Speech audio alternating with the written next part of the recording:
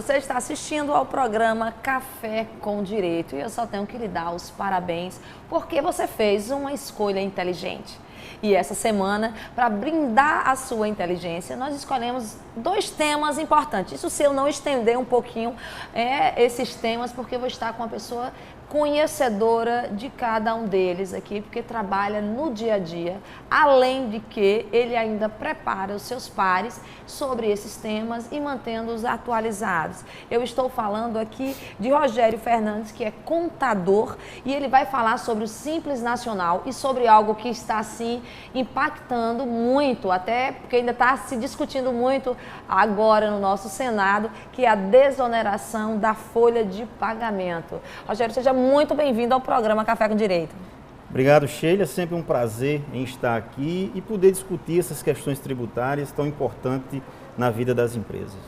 Pois é, a gente está aí falando, né, na crise, nós temos um ajuste fiscal.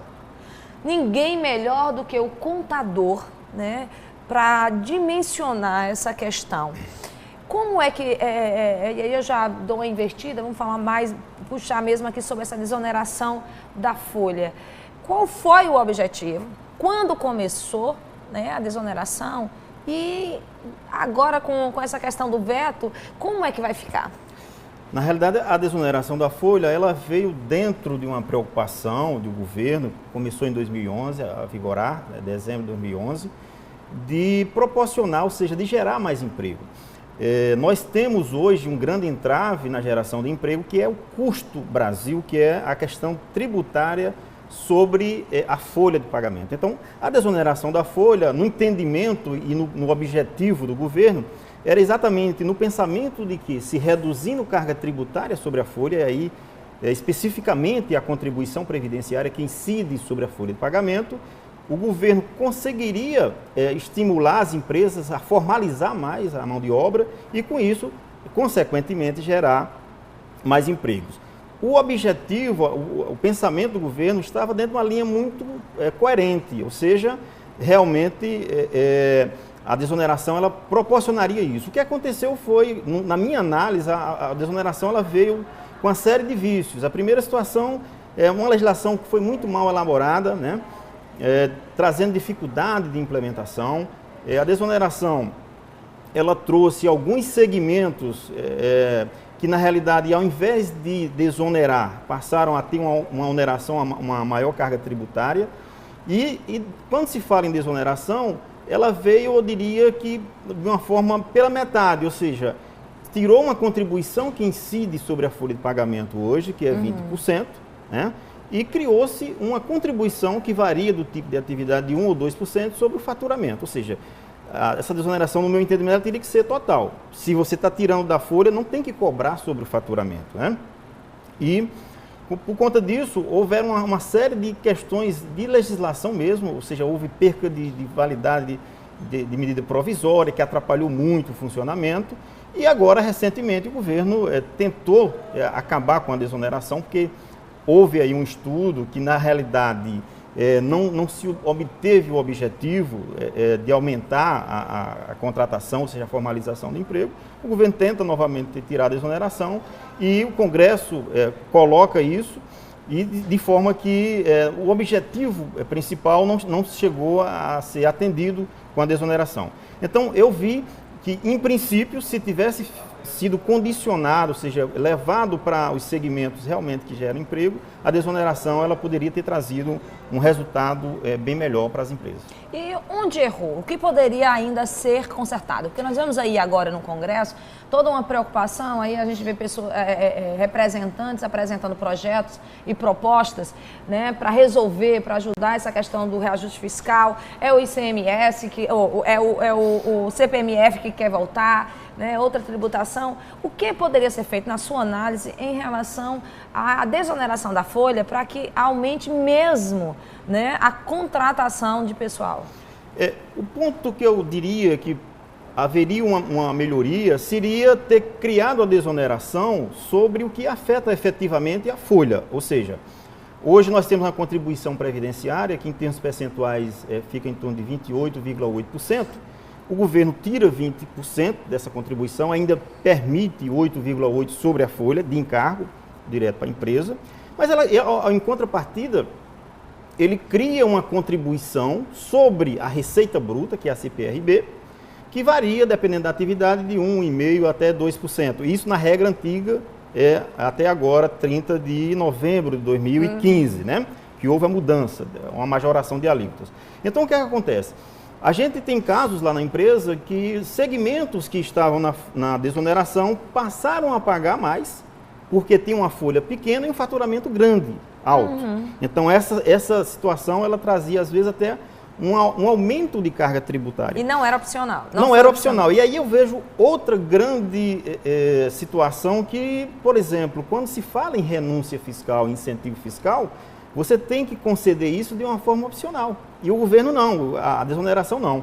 É um tipo de incentivo fiscal que você é obrigado a tê-lo e em determinados segmentos, a gente tem isso lá em números, houve aumento de carga tributária quando eu entendo que esse benefício fiscal ele deveria vir de forma opcional. Ou seja, você faria seus cálculos e diga, olha, eu quero permanecer, eu não quero aceitar a desoneração, para mim não é interessante ter a desoneração, e aí você fazer a opção sim ou não da desoneração.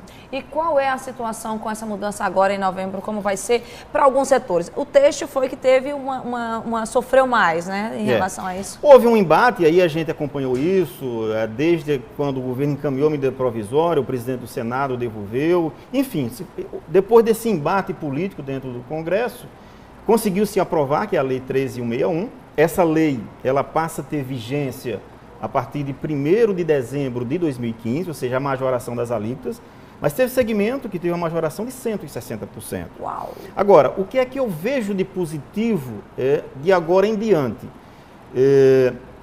A desoneração, ela passa a ser opcional. Então, você tem que fazer cálculo, ver a tua realidade, o empresário, o contador, o profissional que assessora hoje as empresas.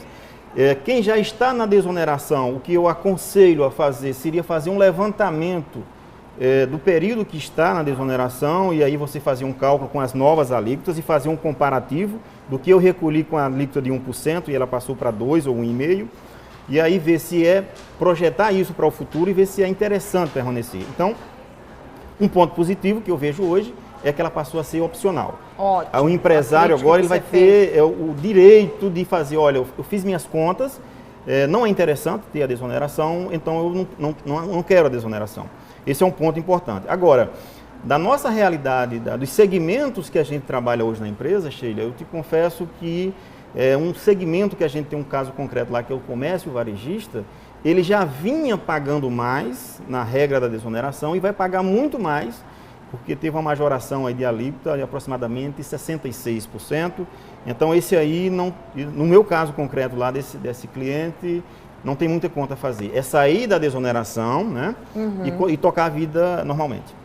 E aí, com certeza, vai haver um reflexo para o consumidor, né? A gente espera, tem muitas outras mudanças na parte tributária que a gente pode esmiuçar aqui, principalmente no nosso estado, a partir de janeiro, mas você vai ter que ficar aqui assistindo o programa Café com Direito no canal 27 da NET, na RCTV, que é feito do seu jeito para você. Não saia daí, já a gente retorna no Café com Direito. Estamos de volta com o programa Café com Direito. E essa semana e hoje, especificamente, você está conhecendo um pouquinho mais sobre a desoneração Simples Nacional, mas a gente vai falar de tributação como um todo, porque é a palavra da vez que a gente está ouvindo na imprensa, chama-se o ajuste fiscal, né? E aí a questão, arroxo fiscal é uma opção que o governo vai ter que ter para poder segurar as contas públicas. Não estão batendo e quem vai pagar a conta, como sempre, é o consumidor, é o cidadão.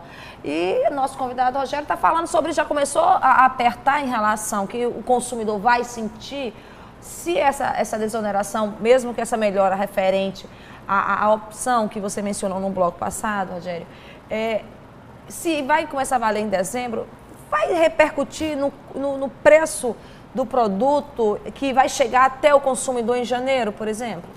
Com certeza. Os segmentos, pensar sempre que formação de preço tem uma parcela muito significativa de tributos, né? Então, qualquer aumento de carga tributária, e essa nova concepção que está se dando aí a desoneração, ela vai necessariamente trazer um aumento de carga tributária, isso vai refletir no preço e, consequentemente, chega na ponta que é para o consumidor. Então, sempre que se pensa em aumento de carga tributária, pensando num sistema tributário onde o Brasil, ele tributa na realidade, não tributa a renda, mas tributa o consumo, né? Muito grande. Então, o empresário, quando ele forma o preço, uma parcela significativa é o tributo. E isso tem um efeito cascata, ou seja, a indústria coloca isso para o atacadista forma seu preço, embute novamente uma carga tributária para o varejista, até chegar ao consumidor. Sem dúvida,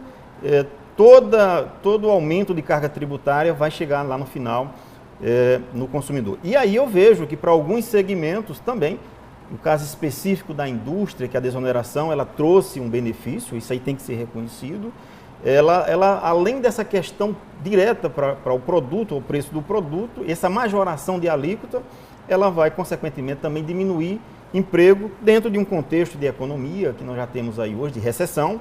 Eu diria que mais um elemento que vai aumentar o desemprego seria essa questão dessa majoração de alíquota da desoneração. Para a gente aproveitar a oportunidade de estar aqui com um grande profissional na área de contabilidade e conhece assim, em números a realidade de muitos empresários no nosso estado, a pergunta é simples, Rogério. Percebe-se um número nesses, eu diria, vamos botar um lapso temporal aqui, nos últimos 6 meses, você percebe um desemprego, ou o nosso estado, por ser um estado atípico de servidores públicos, não teve um impacto tão grande assim, ou no comércio, ou na indústria, na questão, no quesito desemprego? Nós temos percebido, sim, e na realidade um setor hoje, um segmento que tem desempregado muito, é o setor de construção civil, né, que é um setor que depende muito do crédito, né? As demais empresas, a gente observa que há uma manutenção, mas determinados segmentos que têm uma necessidade maior de crédito, ou que têm uma vinculação direta com o governo, a gente tem observado que tem tido sim um aumento considerável já na questão do desemprego. Isso a gente já percebe, é uma coisa perceptível já. Olha, em 2015, a partir de janeiro de 2015, nós tivemos um benefício, e aí eu tenho que falar, e eu sou uma grande defensora e uma encantada pelo Simples Nacional e pelo microempreendedor individual também. E nós, advogados, desde janeiro desse ano, podemos contar com essa opção de tributação. E eu te pergunto, foi vantajoso, já que a gente já está aqui já finalizando o ano de 2015 para os escritórios de advocacia, essa opção? Na realidade, a atividade, os advogados, o setor de advocacia, ele foi para o Simples Nacional, mas dentro da tabela do Simples Nacional, ele foi para o anexo 4. Então, o que é que acontece? Tem que fazer uma relação, folha de pagamento e em relação ao faturamento da empresa. As empresas de advocacia que têm uma folha alta, precisam ter um certo cuidado, porque a parte patronal da Previdência, quem está no anexo 4, que é o caso específico dos advogados, não está contemplada dentro do Simples Nacional, né? O Simples Nacional é um composto de tributos e que dentro desse composto de tributo, para algumas tabelas, alguns anexos, o 1, o 2 e o 3 e os demais, com exceção do 4, está incluso a parte da contribuição previdenciária. Então, para quem tem uma folha de funcionários considerável, tem que fazer conta, tem que ter mais cuidado. Quem tem uma folha pequena, em princípio, é interessante sim a entrada para o Simples Nacional. Porque hoje, fora do Simples Nacional, como opção, você teria o lucro presumido, e a tributação no lucro presumido, considerando o ISS mais a parte federal, fica em torno de 16,33%. Então, você começa numa tabela em torno de 6, 7% no Simples Nacional. Então, se foi interessante, sim, é vantajoso. Mas essa questão de estar no Simples, estar no presumido, é sempre importante fazer planejamento tributário, fazer conta, e cada empresa tem uma realidade que precisa ser consultada, analisada para essa tomada de decisão. E está chegando o momento que é agora, na virada do exercício. Agora sim, como eu mesmo falei, e eu tenho um certo encantamento pelo Simples Nacional, ele está sempre em mudança. Nós temos um comitê gestor que está tendo cuidado de procurar sempre fazer adaptações, porque é um campo em que está sempre se descobrindo, ou muitas vezes o próprio ente, muito principalmente o Estado, e ele é muito, às vezes, cruel com o pessoal do Simples Nacional. É aquela história, às vezes parece que ele dá com a mão direita e tira com a esquerda. Teve alguma alteração? Houve algum benefício na prática, principalmente em relação ao Estado? O Simples Nacional, no contexto geral, Sheila, eu considero como uma mini reforma tributária que não se faz e se fala nesse país há 2 décadas, né? Muito importante a questão do Simples Nacional, tem ajudado muito as empresas, com algumas situações que precisam melhorar, e eu acho, como você acaba de colocar, tem se pensado, tem se debatido e tem a cada ano melhorado e aperfeiçoado o sistema. Sobre esse aspecto, eu acho que o Brasil avançou, principalmente para quem mais precisa de uma simplificação ou de uma diminuição de desoneração, que são efetivamente as pequenas empresas. O problema hoje é sempre quando se pensa em questão de diminuição de carga tributária, tem que se pensar nas finanças, né? Ou seja, alguém tem que perder nessa relação. E o Simples, ele contempla os 3 entes tributantes, ou seja, nós temos questões da Prefeitura, especificamente o ISS, nós temos o Estado, do ICMS, e nós temos a parte da União, que contempla os tributos, né, PIS, COFINS, Imposto de Renda, Contribuição Social e a parte previdenciária. Então eu vejo que determinados avanços que se pretendem com o Simples, os estados e os municípios não querem, por conta de uma questão de finanças públicas, perder. E há um sentido disso aí, né? O que eu tenho observado aí é que tem agora com a 147, se mudou a questão da substituição tributária, tem um projeto de lei que já está aprovado na Câmara, está tramitando no Congresso, Senado, enfim, que os estados já estão tendo uma preocupação com a elevação do limite para 7 milhões e 200, que na realidade, quem ultrapassar os 3 milhões e 600 atuais, sairia do Simples na esfera estadual e entraria no regime normal, conta gráfica, como as demais empresas. Então existe essa briga aí, porque ninguém quer perder recursos, é um excelente benefício. Agora, quando você falou assim, a questão, por exemplo, que nós temos uma legislação bem específica do Simples Nacional.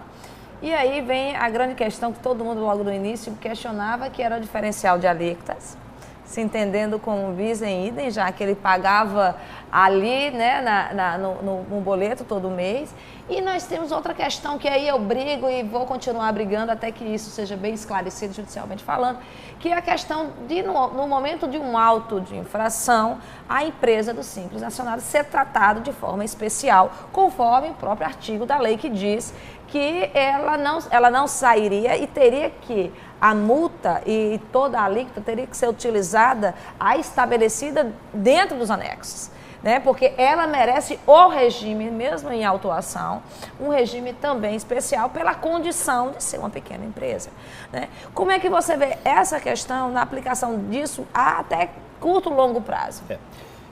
Na realidade, o Estado da Paraíba, 2007, 2008, não me lembro bem aqui, o Simples ele começou a vigência a partir de junho ou julho, salvo engano, de 2006, 2007. O Estado tinha esse entendimento que no caso de omissão de receita, a empresa ela ia ser penalizada com base na tabela do Simples Nacional.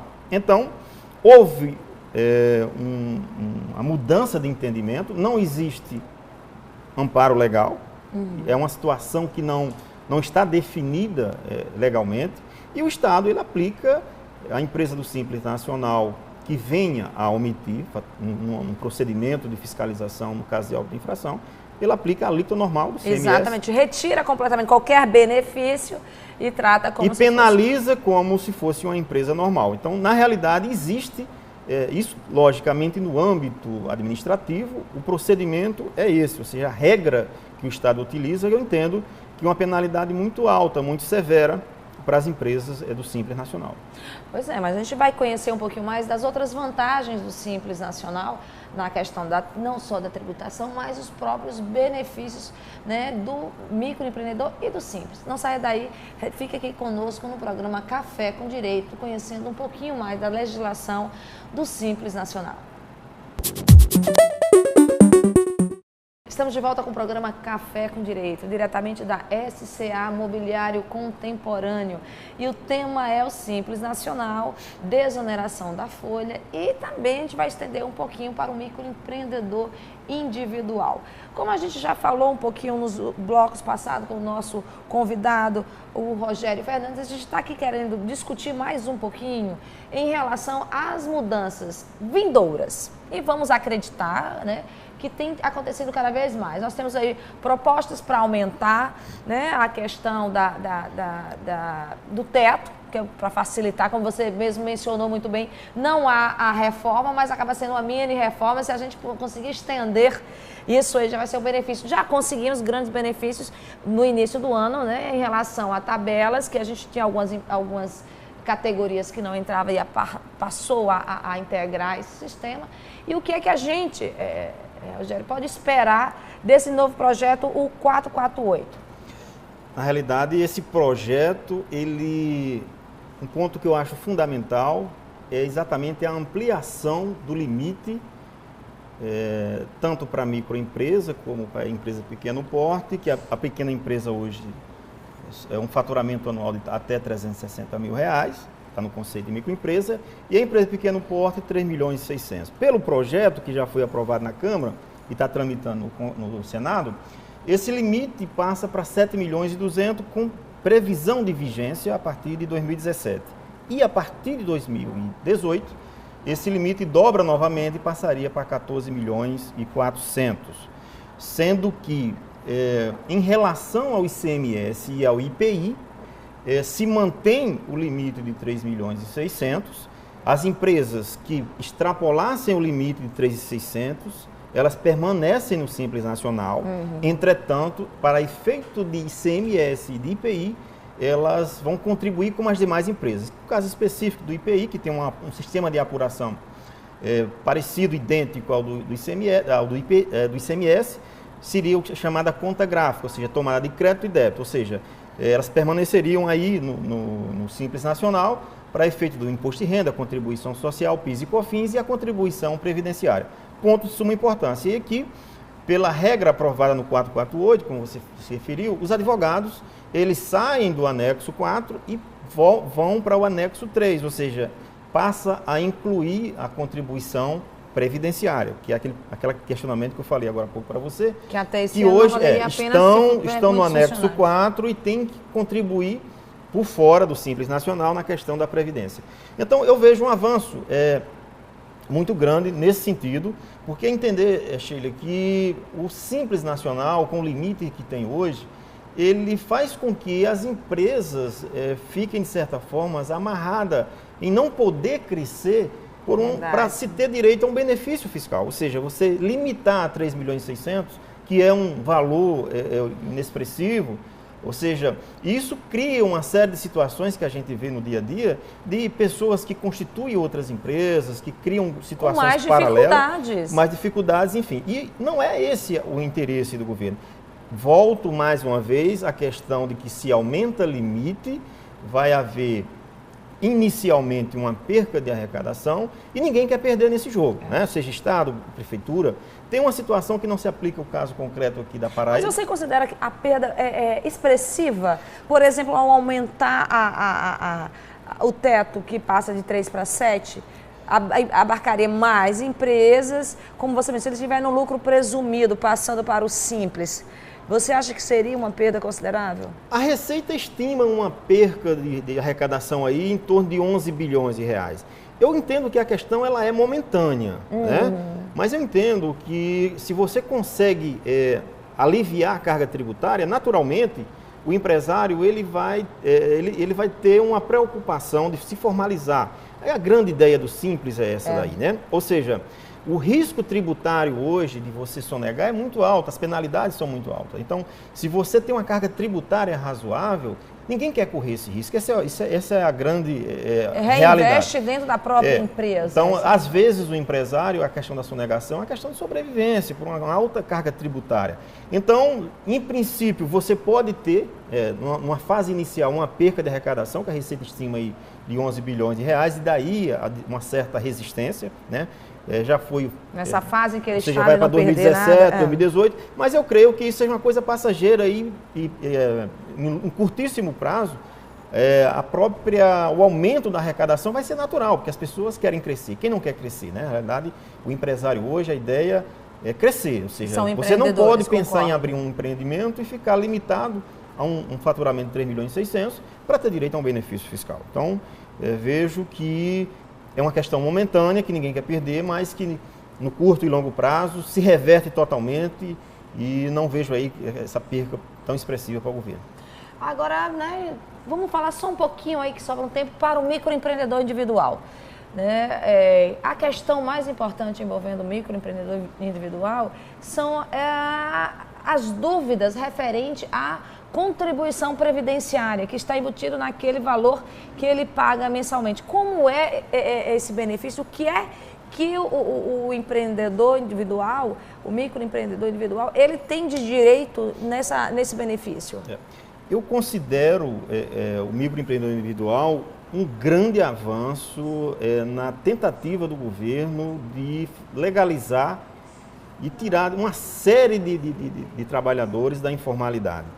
Então, a partir do momento que você é um microempreendedor individual, você tem um CNPJ, você pode comprar e aí abre-se um leque enorme de profissionais que trabalham como autônomos, sacoleiras, enfim, uma série de situações. E no tocante a essa questão aí, o MEI ele trouxe uma questão fundamental, Sheila, que dentro do recolhimento mensal, que é um valor até simplório, hoje é 60, 70 reais, existe uma contribuição previdenciária que possibilita para o microempreendedor individual ele ter direito aos benefícios previdenciários. Ou seja, a mulher microempreendedora individual ela tem direito, passa a ter direito ao salário maternidade, o autônomo, o microempreendedor individual ele tem direito ao auxílio doença, tendo algumas carências, algumas situações. Também serve de contribuição para uma coisa que eu acho de fundamental importância, que é a aposentadoria, né? Apesar de algumas pessoas não dar muito valor a pensar no futuro? A pensar no futuro, exatamente. Mas eu costumo dizer que a gente tem vários casos lá de pessoas que hoje estão muito bem sucedidas. Olha, eu não vou contribuir porque é muito pouco. Enfim, essa coisa toda, eu vou aplicar no plano de previdência e você sabe que por uma questão ou outra você entra numa situação de dificuldade, tira esse dinheiro lá da previdência e no final você não vai ter. E quem contribui com o INSS, com a previdência oficial, ele tem garantido, ou seja, se ele chegar na velhice, numa situação difícil, aquele benefício ele vai ter a segurança. Então, além do aspecto de fomentar também, porque quando ele começa um empreendimento como microempreendedor, ele vai sentir o gostinho de ser empresário. Ele vai poder chegar num banco, ter um acesso ao crédito, se bem que o projeto era para facilitar esse acesso, mas de certa forma ainda tem uma certa burocracia. Mas aí ele vai começar a sentir isso do que é o empreendedorismo, e no regime capitalista a gente tem que entender que ninguém nasce para ser pequeno, ou seja, a essência do capitalismo é o empreendedorismo, é você poder crescer, é você poder investir, e o MEI ele tem essa situação. Então eu vejo dois aspectos importantes. Primeiro, esse previdenciário, porque está possibilitando as pessoas no futuro contribuir num valor inexpressivo, hoje com R$44, que está dentro desse composto que eu te falei. Hoje uma pessoa normal, como contribuinte individual, a menor contribuição seria 20% do salário mínimo, que dá aí alguma coisa perto de R$156. Então, assim, o microempreendedor individual, ele tem essa grande vantagem também, sem falar nessa questão também de ser um grande fomento para que ele entenda essa coisa do empreendedorismo e comece a crescer. Entender, a compreender, mesmo às vezes no núcleo familiar, o que é empreender, né, e futuramente ser um grande empresário, já começar organizado, né, com essa questão, isso é importante. Eu, querida, só tenho que lhe agradecer essa participação. Mais uma aula aqui para os nossos assinantes, nossos telespectadores que estão nos assistindo. E eu agradeço novamente, digo que o programa está aberto para que você socialize o seu conhecimento nessa área contábil, que é muito rica para quem está nos assistindo, e é esse o objetivo do programa, que é enriquecer o nosso telespectador de informação. Agradecer a você a oportunidade, sempre um prazer enorme estar aqui falando dessas questões tributárias. Entendo que o Brasil, no momento que passa, apesar das situações, eu acho que precisa se voltar a falar em reforma tributária, se bem que o contexto político ainda não eu acho que não é o pior, favorável, não é favorável, mas estou à sua disposição e é um prazer enorme poder estar aqui falar desse tema tão empolgante que é a questão tributária. É isso aí, o programa Café com Direito se encerra agora, mas com a certeza que na próxima semana nós traremos mais conhecimento jurídico para você. Até a próxima semana com o programa Café com Direito.